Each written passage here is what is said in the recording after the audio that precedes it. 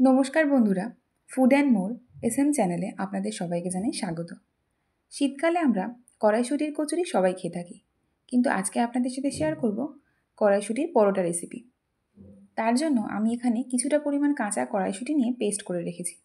আর do বানানোর জন্য নিয়ে নিয়েছি 4 কাপ মতো ময়দা, তাতে দিয়ে দেবো সামান্য লবণ, 1 চামচ চিনি, 1 চামচ সাদা তেল দিয়ে খুব ভালো করে ময়াম দিতে হবে। এরপর অল্প অল্প গরম জল দিয়ে খুব ভালো করে ময়দা মেখে একটা সফট ডো বানিয়ে নিতে হবে। মনে রাখবেন, ময়দা যদি ভালো করে মাখা হয় তবেই পরোটা কিন্তু খুব ভালো নরম হবে, আর ময়দা ভালো না মাখা হলে পরোটা কিন্তু শক্ত হয়ে যাবে। এরপরে কড়াই গরম করে কড়াইতে তেল দিয়ে ফোড়নে দিয়ে দেবো 1 চামচ কালো জিরে আর ওই কড়াইশুঁটির পেস্টটা। এরপর পুরো মিক্সচারটা খুব ভালো করে মিশিয়ে নিতে হবে। আপনারা চাইলে এর মধ্যে হলুদ গুঁড়ো, হিং, আদা বাটা এগুলোও দিতে পারেন। আর হ্যাঁ, আমি কড়াইশুঁটি বাটার সময় কিছুটা পরিমাণ লবণ দিয়েছিলাম, তাই এখানে আর লবণ দিচ্ছি না। একদম শুকনো শুকনো করে প্রায় 2 মিনিট ধরে মিক্সচারটা ভেজে নিতে হবে।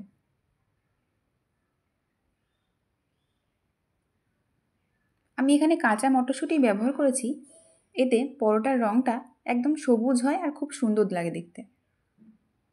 এরপরে ডো থেকে লেচি কেটে নিয়ে হাতের সাহায্যে এভাবে একটু চওড়া করে তার মধ্যে 1 চামচ কড়াইশুঁটির পুর দিয়ে দেবো।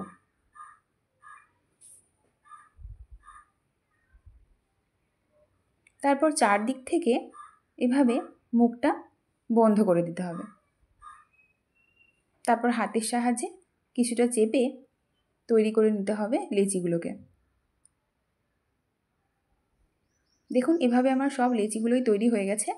এবার অল্প তেল দিয়ে লেচিগুলোকে পরোটার আকারে বেলে নিতে হবে।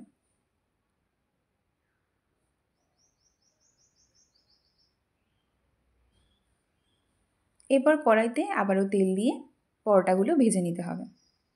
এক পিঠ লাল করে ভাজা হয়ে গেলে আবারও অপর পিঠ ভালো করে ভেজে নিতে হবে।